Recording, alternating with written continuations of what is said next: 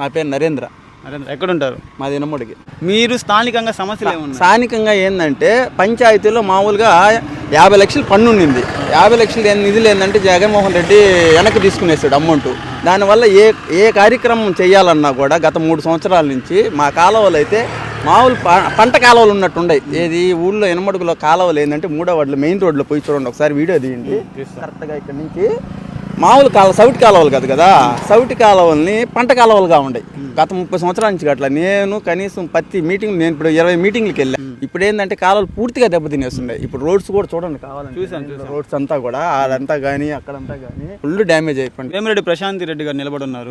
గెలిస్తే గెలిస్తే మటుకు 100% డెవలప్మెంట్ అవుతుంది. టీడీపీ తరఫున 100% నమ్మకం ఉంది. ఆ కష్టపడి తిరిగి కూడా చేస్తాం కూడా మేము.